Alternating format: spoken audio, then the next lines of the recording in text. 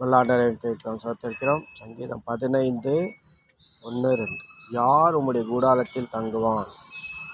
யார் உம்முடைய வாசஸ்தலத்தில், யார் உம்முடைய பரிசுத்த வாசஸ்தலத்தில் வாசம் பண்ணுவான்?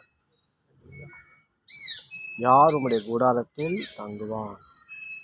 யார் உம்முடைய பரிசுத்த வாசஸ்தலத்தில் வாசம் பண்ணுவான்? உத்தமனாய் நடந்து நீதியை நடப்பித்து சத்தியத்தை மனதார பேசுகிறவன் தானே. உத்தமனாய் நடந்து நீதியை நடப்பித்து சத்தியத்தை மனதார பேசுகிறவன் தானே. உத்தமனாய் நடக்கிறதுக்கும் நீதியை நடப்பிக்கிறதுக்கும் கர்த்தர் நமக்கு கிருபை செய்யும்.